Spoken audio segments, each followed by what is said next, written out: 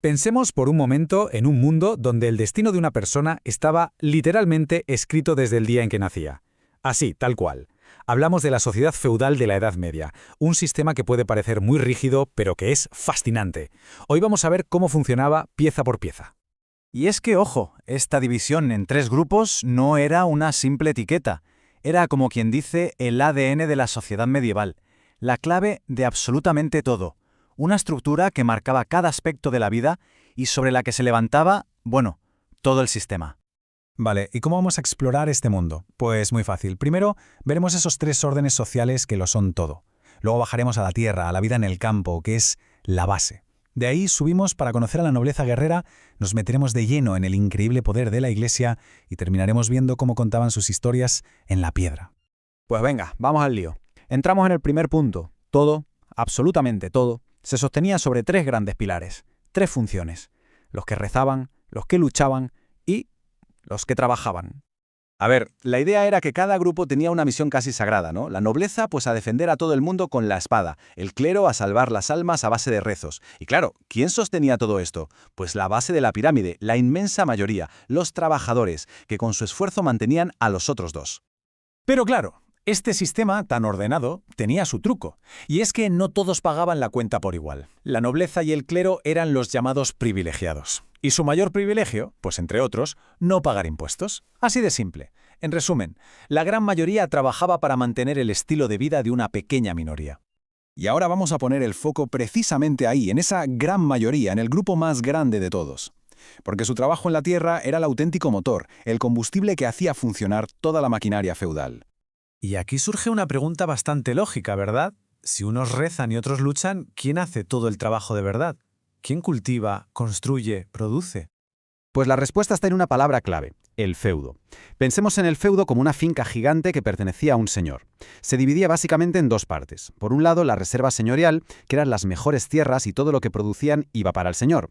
Y por otro, los mansos, que eran parcelitas que se cedían a los campesinos. ¿A cambio de qué? Pues a cambio de una parte de su cosecha o, lo que era muy común, de trabajar gratis en las tierras del señor.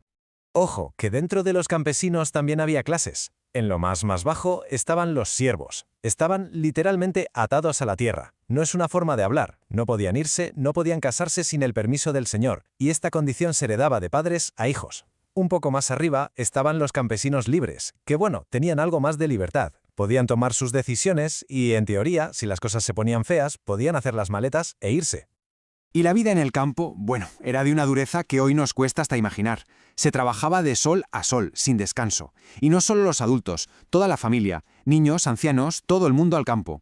Además, las herramientas eran súper básicas: hoces, guadañas, y con técnicas como la del barbecho, que dejaba la mitad de la tierra sin cultivar cada año, los rendimientos eran bajísimos. Vamos, que no se vivía, se sobrevivía. Siempre al límite. Bueno, pues dejamos el barro del campo y subimos en la pirámide social. Vamos a ver ahora a la nobleza, una clase que existía por y para una cosa: la guerra. Para un noble, su carrera profesional estaba decidida desde que nacía. Su único destino era ser guerrero. Desde bien pequeños empezaban como pajes, luego escuderos. Era un aprendizaje constante de las técnicas de combate. Y después de años y años de entrenamiento, llegaba el gran momento: la ceremonia en la que, por fin, se convertían en caballeros. ¿Y qué pasaba cuando no había guerra? Pues se inventaban una. Los torneos eran eso, una especie de simulacro de batalla para mantenerse en forma y de paso lucirse un poco. Era una mezcla de deporte y espectáculo. Mientras tanto, las mujeres nobles libraban su propia batalla, una muy diferente: la de asegurar el futuro del linaje a través de un buen matrimonio y de tener hijos. Venga, ahora nos toca hablar del otro gran estamento privilegiado. Este era un poder inmenso. Hablamos de una institución que llegó a tener tanta o incluso más influencia que los propios reyes. Hablamos, por supuesto, de la Iglesia. Pero, ¿cómo es posible que la Iglesia acumulara tantísimo poder? Pues, en gran parte, por su increíble organización. Pensemos que tenía como dos brazos. Por un lado, el clero regular, monjes y monjas en sus monasterios. Y por otro, el clero secular, los curas de cada pueblo en cada parroquia. Con esta red tan bien montada, su influencia llegaba literalmente hasta el último rincón de la sociedad. Y su poder se metía en todo. Era total. A nivel político podía actuar de árbitro entre reyes. A nivel económico, era dueña de tierras enormes y encima cobraba un impuesto a todo el mundo, el famoso diezmo. A nivel social, marcaba el ritmo de la vida de la gente, desde que nacía hasta que se moría. Y ojo, que hasta tenía poder militar, podía organizar sus propios ejércitos. Y en la cúspide de toda esta pirámide de poder estaba el Papa. Y el Papa tenía un as en la manga, un arma definitiva, la excomunión. Excomulgar a un rey no era solo un castigo religioso, que va, era una bomba política. Porque en el momento en que un rey era excomulgado, todos sus súbditos quedaban automáticamente libres de obedecerle. Imaginaos el caos, podía hacer que un reino se viniera abajo. Vale, tenemos una sociedad con una fe muy profunda y una iglesia muy poderosa. Pero todo esto había que comunicarlo, había que hacerlo llegar a la gente. Y aquí es donde entra en juego el arte, que se convirtió en una especie de lenguaje sagrado. Y esto nos lleva a una pregunta clave, ¿no? En un mundo donde casi nadie sabía leer ni escribir, ¿cómo hacía la Iglesia para enseñar a la gente las historias de la Biblia, los dogmas, todo el mensaje religioso?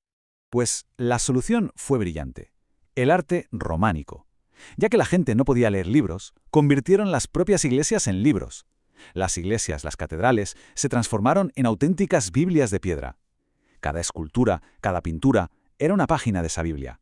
Una historia contada para que todo el mundo, supiera leer o no, pudiera entenderla. La escultura de esta época tenía un objetivo principal: enseñar. No buscaba ser bonita o realista, buscaba ser clara. Por eso las figuras a veces parecen raras, alargadas o deformes. Era para que encajaran en el espacio de una columna o de un pórtico. Lo importante era el mensaje. Y un detalle súper curioso que se nos suele pasar: no eran grises. Todas estas esculturas que vemos hoy sin color en su día estaban pintadas con colores muy, muy vivos. Y con la pintura pasaba 3/4 de lo mismo. Se usaban contornos negros muy gruesos para que las figuras se vieran bien, y se aplicaba una regla de oro. El tamaño importa. La figura más importante de la escena, como Cristo, era siempre la más grande, para que no hubiera ninguna duda de quién mandaba ahí. El objetivo, una vez más, era que el mensaje llegara alto y claro, de un solo vistazo. Y si tuviéramos que buscar el momento en que todo este sistema funciona a la vez, como un engranaje perfecto, ese momento son las cruzadas. Fijaos, aquí lo tenemos todo junto. El Papa, que es el poder religioso, llama a la guerra. Los nobles, que son el poder militar, responden a esa llamada. Todo por un objetivo común, en nombre de la fe. Es la imagen perfecta de la sociedad feudal en acción. En fin, hemos visto un mundo que, en teoría, estaba perfectamente ordenado. Un edificio construido sobre 3 pilares: la tierra, que era la economía, la lealtad, que era el pegamento social, y la fe, que era la guía de todo. Pero claro, esto nos deja con una última pregunta en el aire. ¿Qué pasa cuando esos cimientos, que parecen tan fuertes, empiezan a tener grietas?